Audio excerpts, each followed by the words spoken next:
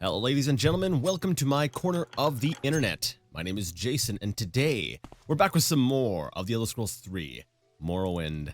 Last time we came here into the Urshilaku, I guess it's a burial cavern. It's got several different branching areas to it, and basically we came here to acquire an ancestor's bow as sort of a rite, I guess an initiation rite. You know, we got the bow and we were on our way. We were on our way out to go ahead and hand in the quest, and then Dropbox decided to say, "Hey, you're almost out of space again." That thing's so annoying. Anyways, we were gonna go ahead and say cash in the quest, but then I figured, you know what? Let's explore the rest of this cavern, this burial area before we leave.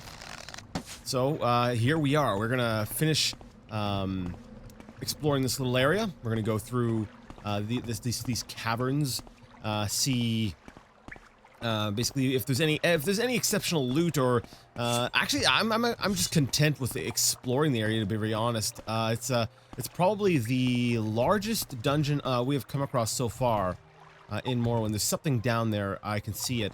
I just want to make sure that there's no roaming skeleton over on this side here that would, you know, run over here and interrupt me. All right, let's go ahead and jump on in. What is this down at the bottom? We've got Drew Curis. Wow.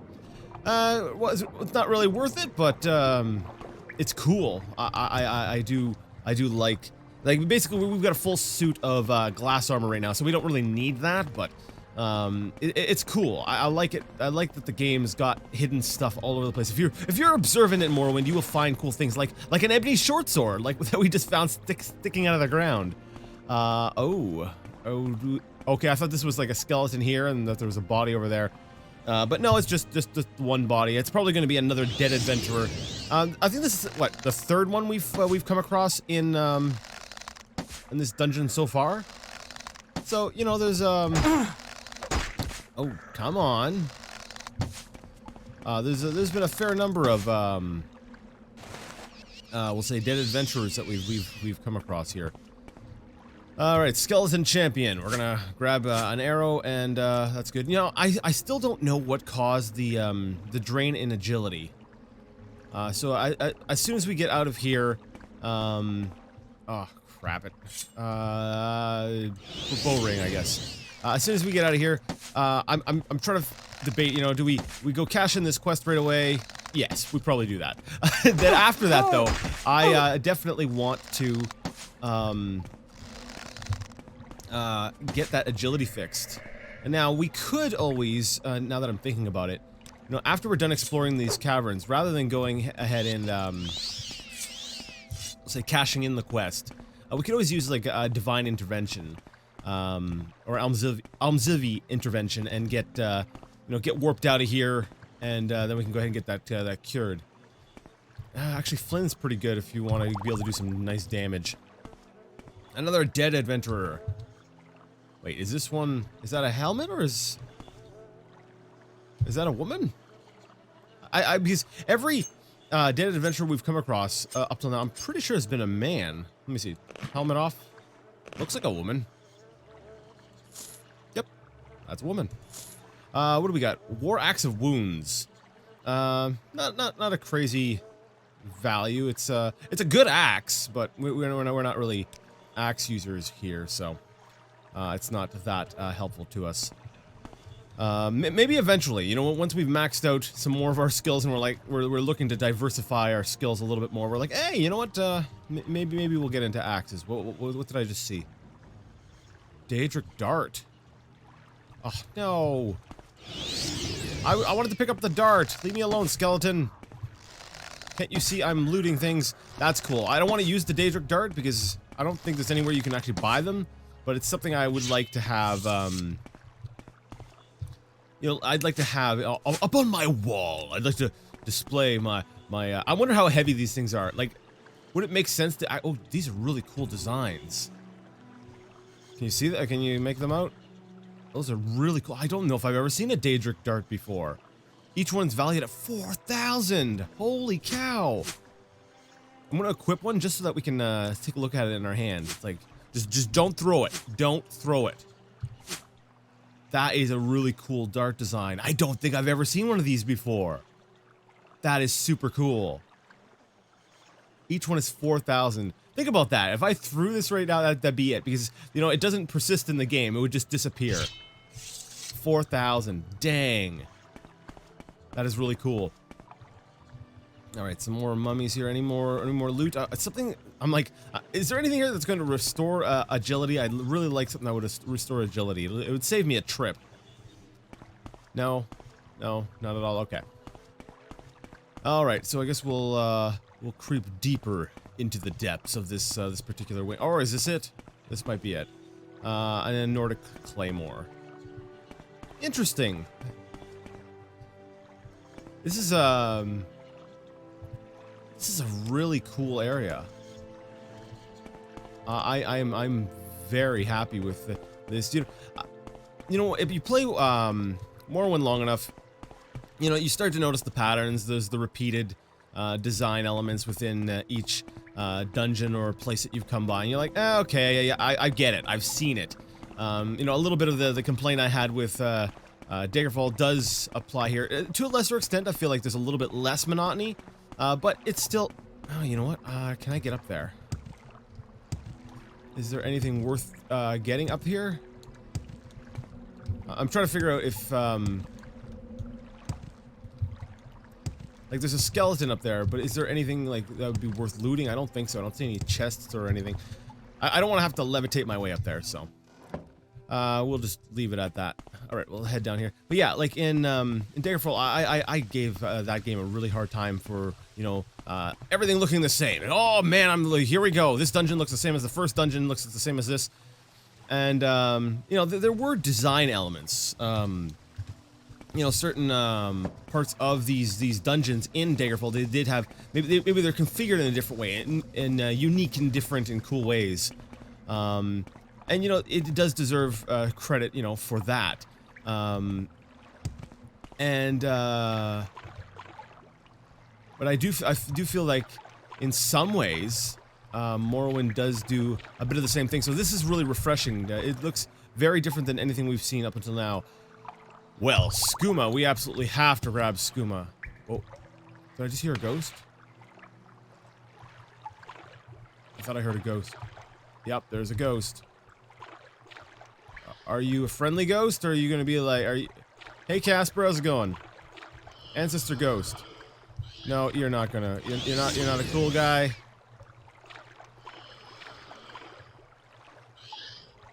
Okay, yeah, it's gonna attack.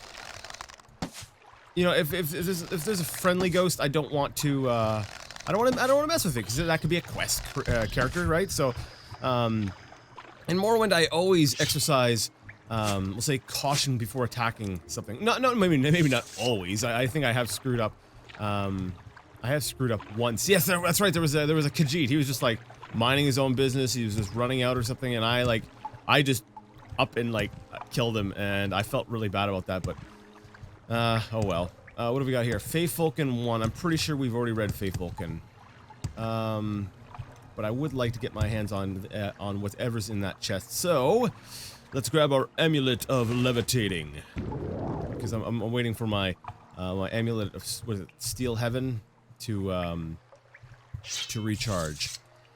All right, what do we got? What do we need? Actually, you know, security is oh, it's intelligence. Okay, because I was like, oh man, we've got a hit to our agility. Maybe, you know, we're gonna have a bit of a hard time here. But no, it's our intelligence dictates how well we can pick things. So. That's, I guess we're fine. There we go, security skill increased to 41. The Book of Daedra, I think we've already read, yeah, we've read these books. And that's a potion that we don't really need. But hey, we got a skill up out of it, so totally worth it. Oh, and I'm still levitating, that's cool. Well, I guess I'll levitate up here. Just the mummy. And just another mummy. Alright, what do we got over on this side? It's a skeleton. No, I can't. Yes, I hit him in the leg. So yeah, it's I don't think that Morrowind is as bad as Daggerfall was with repetition, but yeah, I do appreciate this different element. This makes it's one of those things that makes me go, oh, I haven't seen everything, and it makes me excited to experience more. You know, I'm like, okay, well, what else is there? You know, and that's good.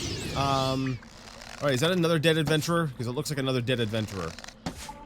Marksman's skill has increased to 48, and we've leveled up. About freaking time. Let's drop this ghost, check out the body, and level up. There we go. What do we got? Skeleton champion. Nothing. What the heck? Ancestor's ghost. Oh, looks like he, I've seen this happen before. It's like their death animation doesn't fully complete, so he just turns into sort of this cloud.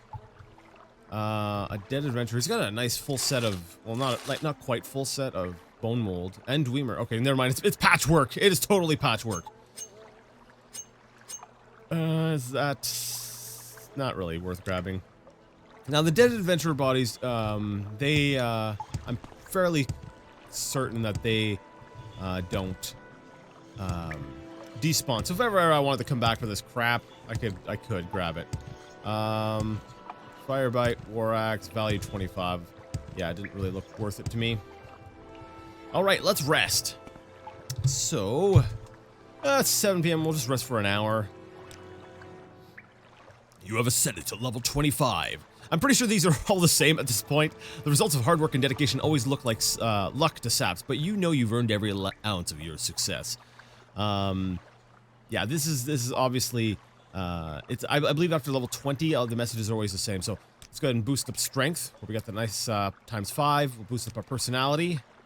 You know, it's like agility. I've got the +5, but no, we're gonna put 3 points into intelligence.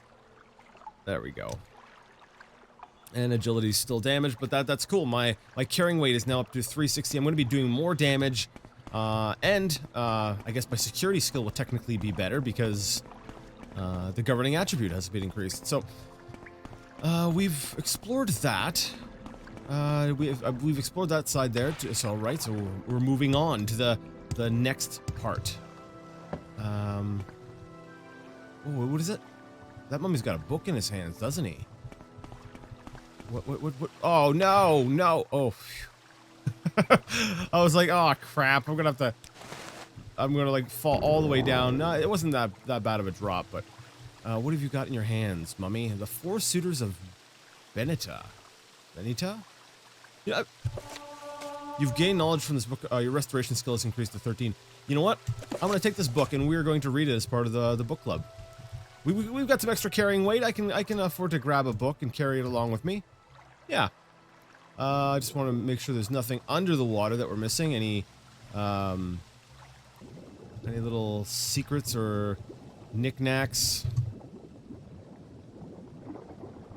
Slowed down all of a sudden. Oh, I guess that's because my levitation wore off. All right. Well, let's warp back. Or not warp. We're gonna float back out here. Fragile Burial. I think this is where I came in, isn't it? Fragile Burial is... yes, that's actually where I just came out. There we go. I'm kind of stuck.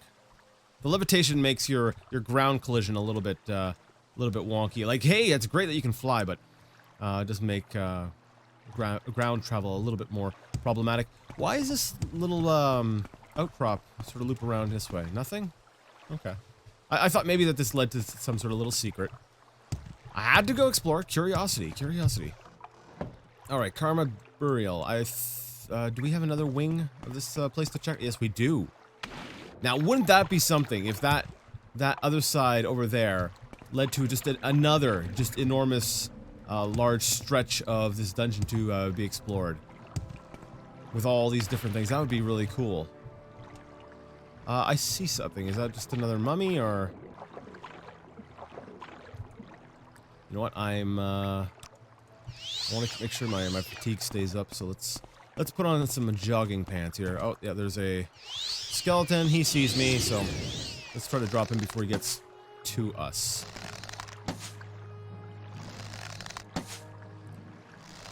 Right. What is the governing attribute for bows? Is that agility? All right, let's. I don't know why I'm using the ebony short sword. Why did that just come out? Oh, number 3 is ebony short sword. Okay, so if I get in trouble, I think I had decided to put the ebony short sword on hotkey. Just yeah, because it being a short blade, it would I'd be a lot more likely to hit with it. That's what it was. All right, I get it. Because while Goldbrand is overall a better weapon, you know, you want, you know, especially if you're going to be fighting some tougher things, you want to be able to have something powerful as an option. So he's got a spear, and it looks like... No, looks like this, what is that? What is that you got in your hands? A silver staff. Anything up on top? No. Anything on top of these little pillars? Not that I can see. Amulet of levitating. Let's just make sure. Nothing there. See, and this is what I'm talking about. I'm pretty sure if I was in, this is what I'm talking about. This is what I mentioned last time. I gotta provide some context in case you didn't watch the last video. I was talking about how in the later games, and I guess to an extent, even the Tribunal expansion, because of the way that's set up, there's not a whole lot of verticality because of the removal of stuff like insane jumping and in levitation. And I kind of love that because it's like the game went, you know, in Arena everything was flat, and then in Daggerfall they're like, hey, we can go crazy. And then in Morrowind, they kind of went even further because I think in Daggerfall at least you could climb, and every character I think had some degree of ability to climb. Actually, no. I'm trying to think. Actually, what do you think?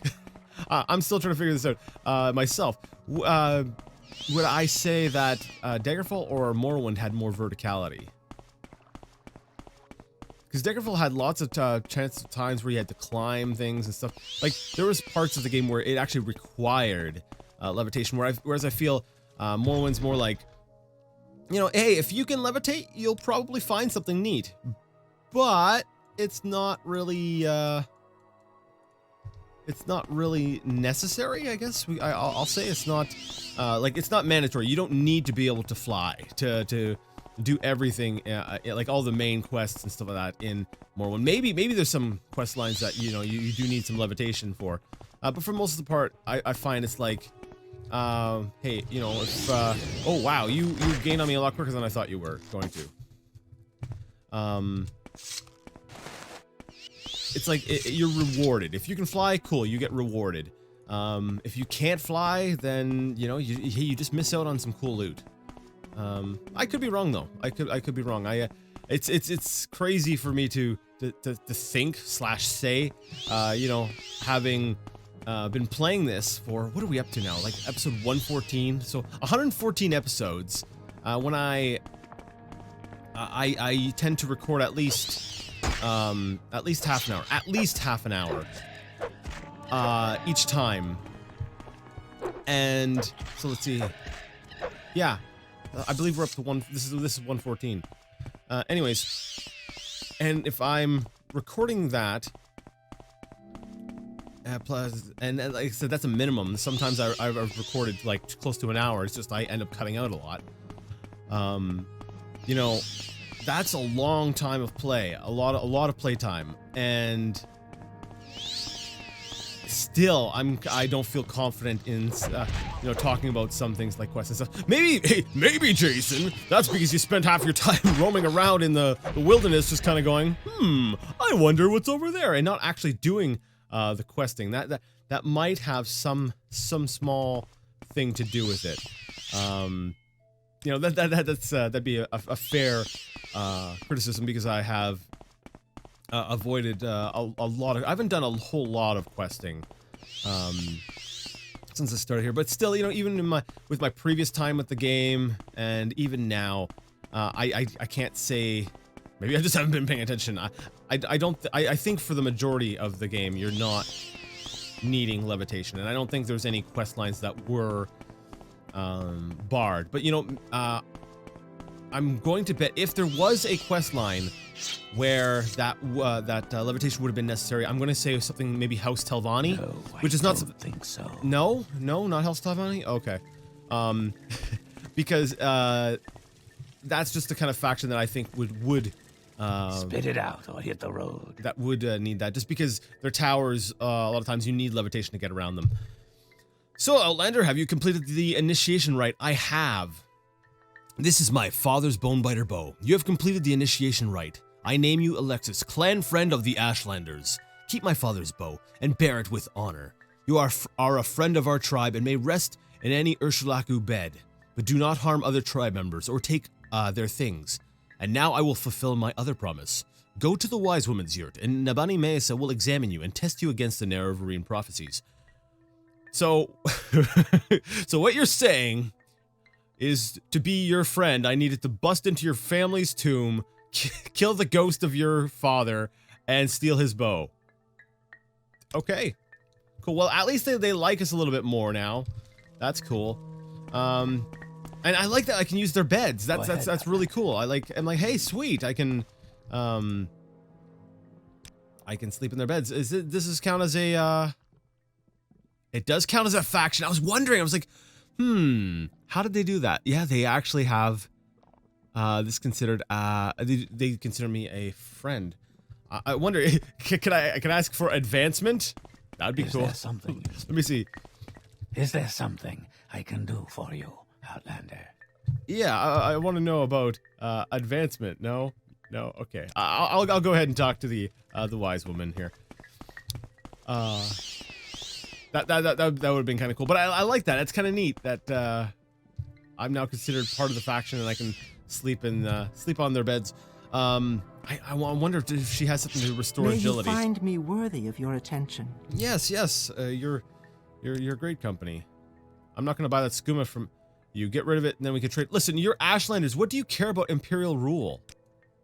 Actually, that is a very good question, because they don't tend to care, right? They're all the way out here. Have you come to see if you can pass the test? Do you think you are the Nerevarine? Well, first I want to be able to restore my agility. I don't think you have anything to do that. All right. Yes. Let's see if I can pass the test. You are not the Nerevarine. You are one who may become the Nerevarine. Oh, it is a puzzle and a hard one, but you have found some of the pieces and may find more. Do you choose to be the Nerevarine? Then seek the lost prophecies among the dissident priests of the temple. Find the lost prophecies, bring them to me, and I will be your guide.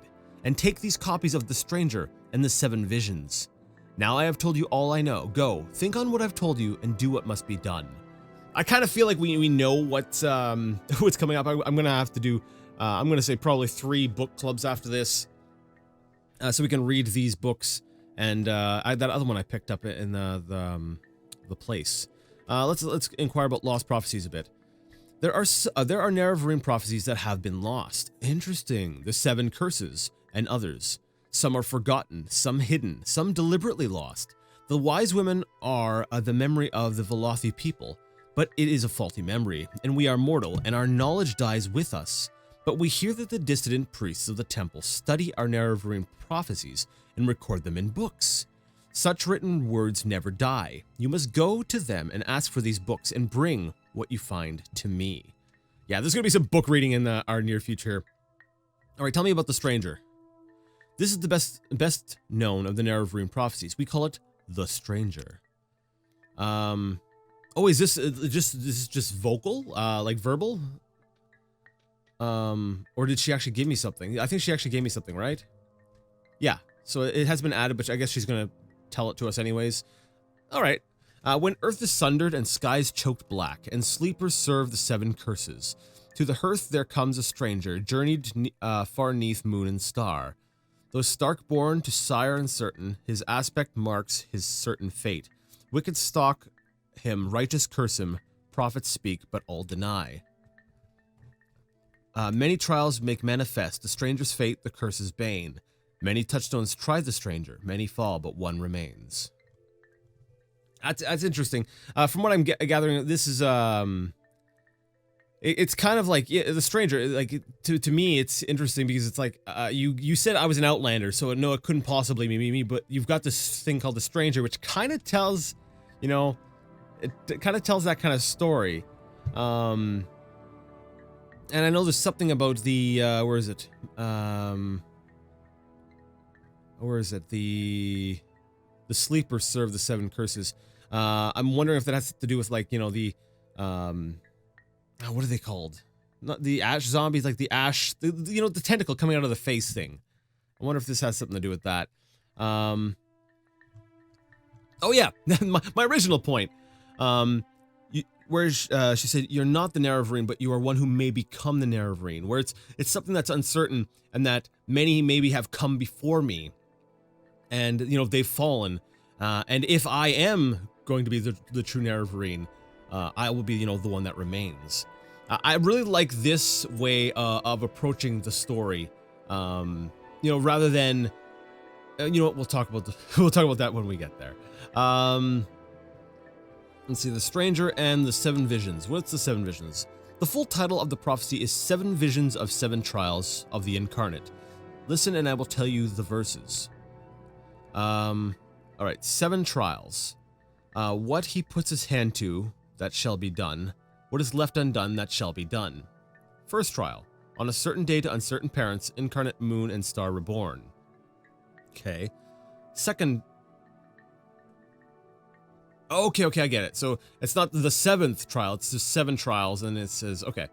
What he puts his hand to, that shall be done. What is left undone, that shall be done. Okay, so basically, it's kind of telling me that I need to go ahead and try to fulfill these.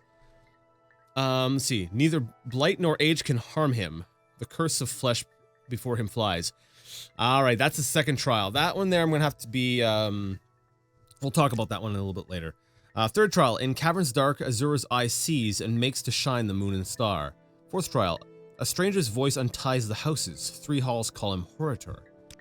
5th trial. A stranger's hand unites the Velothi. 4 tribes call him Nerevarine. 6th trial. He honors blood of the tribe unmourned. He eats their sin and is reborn. And then 7th trial.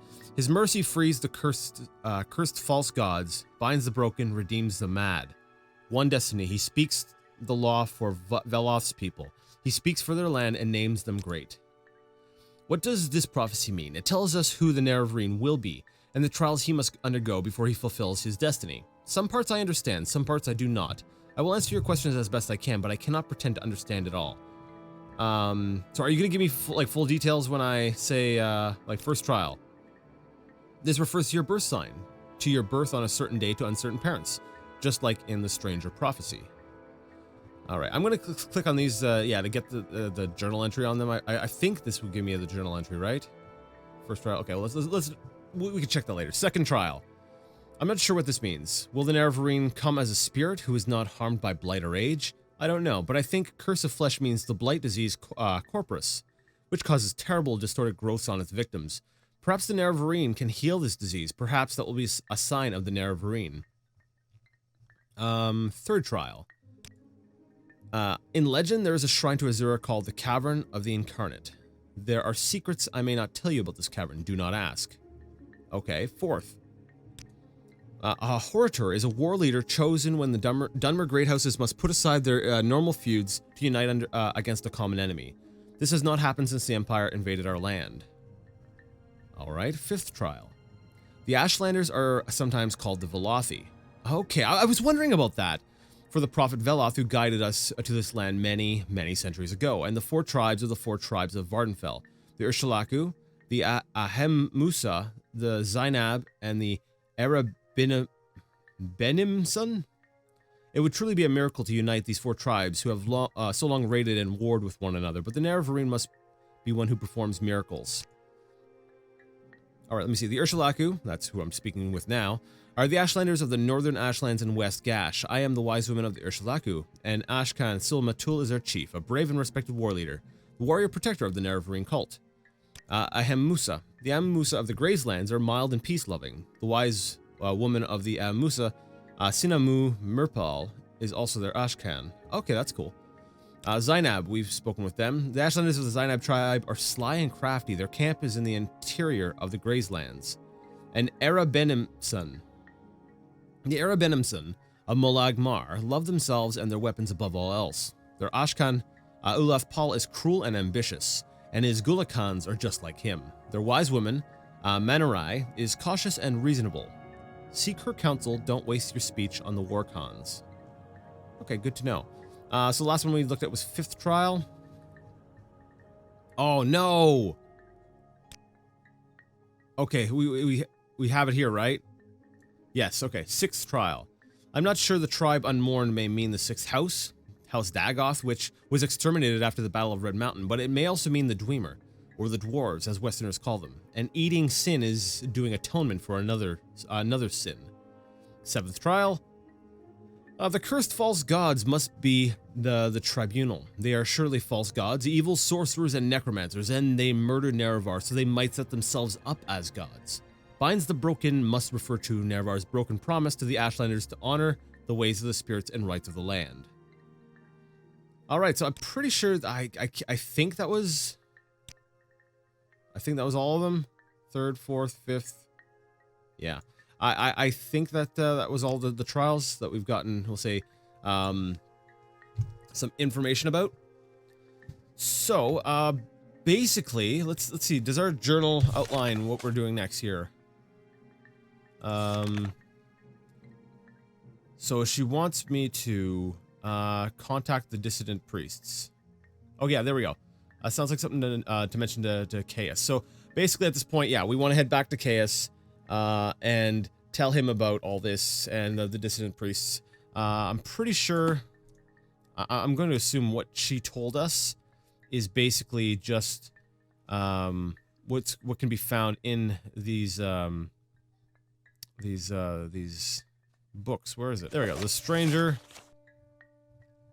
Yeah. So we got that and the 7 Visions.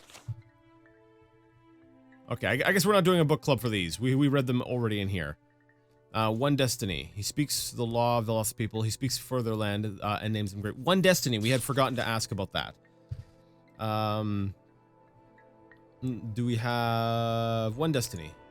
Veloth people are the Dunmer. All Dunmer, Ashlander, and Great House. The last time the Velothi were united were with Nerevar at the Battle of Red Mountain. Now Nerevar will come once again and unite the Dunmer. He will restore Morrowind to the Dunmer and restore the former greatness of the Velothi people. You know, I feel a weight from this. I'm like, holy crap, this is going to be an undertaking.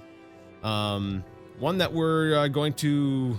we'll probably start soon. I do need to go ahead and finish up some other quest lines before we really dive further into the main quest, but these are all things for me to consider and, well, to do next time because I'm out of time for today. So, if you liked the video, give it a thumbs up. If you didn't, leave it a thumbs down. Either way, let me know what you thought in the comments section. And until next time, I would like to ask you all to game on.